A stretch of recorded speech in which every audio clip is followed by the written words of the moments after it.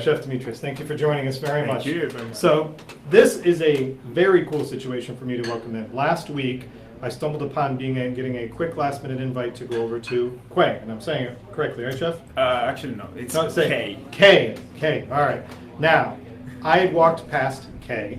Jordan, I'm sorry, forgive me. I had walked past there several times, this location, on Water Place Park for technical, figuring out where it is. This is below Jackie's Galaxy, the Water Place condos that are over there. This spot had been empty, I think, since the building's conception.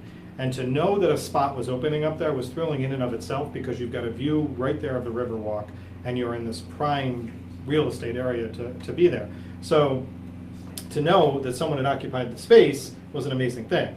Now, trying to figure out how they occupied the space was something that I was educated on nicely with Jordan, the owner, and yourself, Chef, when I was able to join you and stop in the other night. So tell us a little bit, before we get to your food and the overall concept, give us a little bit about the space and the uniqueness of your space, because you're dealing with a very different situation than most chefs in your kitchen. Yeah, actually, the uniqueness of the space is the location, obviously, because we are the only restaurant that you can see on the actual cupboard at the river level. Right. So we are trying to utilize the river as in our benefit, because we want to create a unique atmosphere.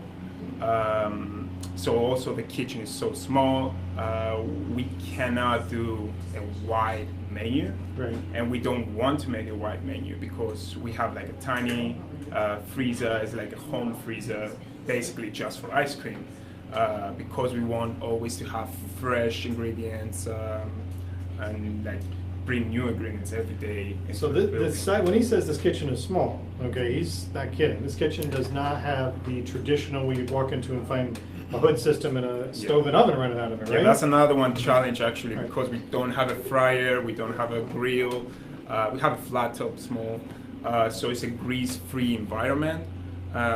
So at the same time, you cannot do anything fried, or you're not the actual like all the other restaurants, right. But we are still not limited in what we can create. And I don't think that they're limited at all, which I found was the unique part of it, is that, and I'm okay with it not being any fried. So talk about how do we describe the menu? So the menu is Mediterranean. It's a very sophisticated menu, Mediterranean cuisine, but also with a casual effects in the atmosphere of the restaurant. The menu has flavors. So Mediterranean countries, there are 21 Mediterranean countries from Europe, North Africa, and Asia. Some of those countries are Spain, Italy, Cyprus, Greece, Morocco, Malta, and many other countries. So a lot of influence. Yeah, so it's diverse. We can create like a lot of different flavors that are not similar to each other, but still be in our range of what we call Mediterranean cuisine. Right. Because many people think that Mediterranean is Spain, or it's like a Greek flavors, but that's not true. We're not Spanish tapas restaurant, we're not a Greek restaurant, we're a Mediterranean restaurant, so we're trying to bring all those flavors, right. And we're trying to choose the best ones that we think will suit in our... And I have to tell you, I literally left there with copies of the menu because I was still in awe of the style and the things that you're producing, and the chef and Jordan, which were nice enough to give me a tour of the kitchen and the restaurant. And I have to give, Jordan your owner has another restaurant pretty much right at the top up there. It's a cafeteria, it's not a restaurant. Well, yes, it's a different cafe, concept, or if you want to call it, but he has Sydney that's right at the top. And from the design concept of how this restaurant was set up, he did a fantastic job. And I know that he had a lot of influence, he told me, in working with it, but it's a beautiful space, especially for what he's managed to get in there. You have a very long bar. Yeah, but we are a bar restaurant, so we want to be in our concept, like the Mediterranean cuisine. We need Mediterranean dishes. So bar is what we are. We are a bar restaurant. So we want to focus on a good variety of alcohol and bring people to the bar, so they will enjoy the experience, because that's what we want to create. We want to create an experience with great flavors and like good alcohol, cocktails, and wines. So before we get to the chef's food, in getting to the restaurant, it is much easier than you would think considering where its location is that you have the opportunity that they can valet going up to Jackie's and valet there, and there's an elevator as well as stairs to come right down to the water level, right? But there's also focal points to get down the stairs. When I came, I parked up at the top and I walked right down the stairs. I was there in 3 seconds, and the space stands right out. It's right before you walk to the basin of Water Place, or as if you're walking the other way towards the east side. You're not going to miss the space that they've been able to conceptualize and make happen. And you are, from a new restaurant standpoint, the newest, right? I mean, we're not even a week, right? The location was a challenge because some people they say, "Oh, you can't really find the place," but once people know it, it will be very easy to find it because if you walk, you can see it now from every. And place. I want this to be the help for that because we're not even a week old, right? Yeah, we're 1 week. Officially 1 week. Officially 1 week. So officially 1 week. So for them to make the time to do this and come on, this is a big deal for us. So make sure you seek this out because it is very easy to find.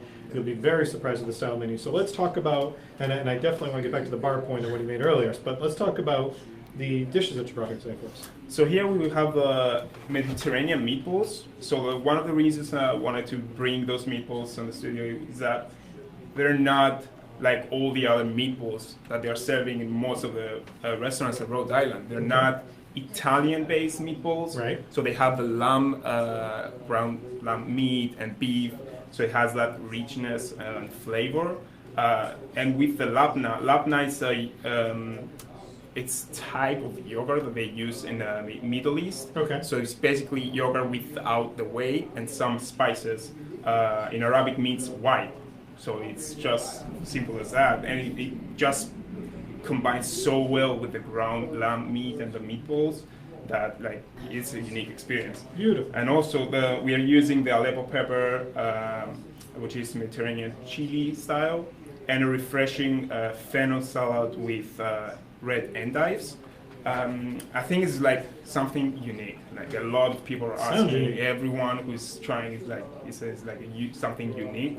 And it is unique. Just to have a different style meatball for us to try in Rhode Island is a fantastic thing. So this is a great selection. And what do we bring over here? Over here, so we are a bar restaurant, but we want to emphasize on desserts. So we have a different dessert menu. For our size, we have 6 different desserts. So I think it's a good amount. That's a very good for a very small restaurant. Here we have the orange olive oil cake. Which is a Mediterranean flavor, rich with olive oil. And but you said orange too, and I'm seeing the orange slices in there, right? Yeah, so we have brulee oranges over there, and Italian meringue, and a triple sec cream. So all these flavors are coming from different countries, like brulee from French, Italian meringue, Italy. We're trying to mix all those elements, and I think we get really great results. Even if those countries have very different culture from each other, they blend together well. Yeah, all the flavors blend. So when I stepped in, the bar was the first thing. Like you said, they're a bar restaurant to how they're set up. This bar is beautiful. It's long. I automatically looked at the wine list. Of course, I know, big surprise for me. And I tried this Gavi de Gavi that was on there while I was having the conversation with Jordan and the chef. And not only did I enjoy it, I'd go back there in a heartbeat to have this again. But you also had, and this is something that's very nice to me, is that all 3 of my guests today have had this creative cocktail, creative wine list. So what wine did you bring today? Because I want to talk about your wines, but also there's a cocktail on there I'm going to throw out too. So here we have a Vieira Quartz. It's a Portuguese white wine. So it has the saltiness because it's coming from coastal areas. Okay. So it gets some of these rich, salty elements, and also it has some citrus notes. Yep. So it's really good with pairing food because of the salt it has. Salt brings all the flavors, so it's really it match with a lot of dishes. And something I want to talk about our wines. Sure. Cheers. But you can have all of them by themselves, but a lot of them are matching with our menu without, we're not like the restaurants that we match one dish with one wine. We match a lot of our dishes with a lot of different wines. Right. Because we are having a lot of wines from Spain, Italy, those Mediterranean countries, so they all have like the same elements. Right, so that goes back to that uniqueness. And you're right, there is a saltiness almost to getting this. Yep. It's light, refreshing, but you didn't. I wouldn't have described it that way, but now that you said it, I'm absolutely tasting and feeling it. So the wine selections for you guys to come together to do that, you're thinking about these as you're crafting this menu for this unique kitchen. It's difficult to match everything with all your wines because there's some the wines that are like Pinot Noir. It's like you need to have Pinot Noir. Like a lot of people would ask for something like that. It's very, So my last couple of questions for the chef before we end up is that they're only a week old, but yet I've kind of heard that you got big plans on the horizon. What's happening next? So this week we started our happy hour, which is from Tuesday through Friday, 5 to 7. And when you sit at the bar, you're getting like 50% discount on like most of our stuff. Nothing wrong with that. Yeah, and also this Saturday we're gonna start our first brunch. You're already going to go to brunch? Yes, we're ready. We're gonna try to do it. I think it's gonna be very unique. I know it's Saturday, so you're going to do a Saturday and Sunday? And Sunday, yeah, every week. That's fantastic. Not enough places are doing both days. That's awesome. Yeah, and that's another one challenge because of the space again. Because we want to keep everything fresh, it is a challenge, but we're going to do it. And I think it's going to be very unique. So already a week old, and you got two big announcements. You got the happy hour announcement, and you got the fact that they're on for brunch. And the free valet. And the free valet, of course, going up the top. That's awesome. But two very quick last questions for you, Chef, is what is something you recommend guests not to miss on your menu? I think one of my favorite items is the meze board. So meze is coming from the word in Greece, that it's like a lot of small dishes, but we twisted our own version. So we have all those small elements on our one big board. Right. So you can have a little bit of everything of what we're doing in the restaurant. It's like 50% of our menu, but it's smaller portions. Like even the meatballs are on the meze board, and curry from France. So it's like a nice a lot variety. of this is not Greek flavors, like from all those countries. And then what are you enjoying? Because it's like I said, it's a unique kitchen. What are you enjoying getting out of the kitchen? What are you enjoying making in the kitchen?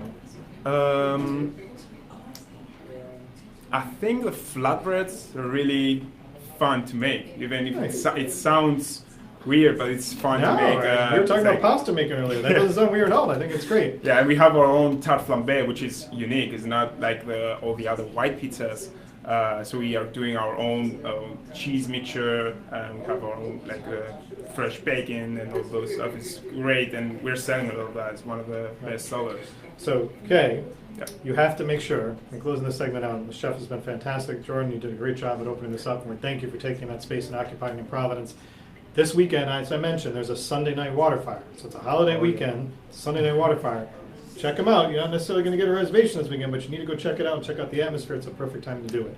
So you've got a great new restaurant, 1 week old in Providence. Chef, thank you for making the time to join us for today, and thank you for coming in.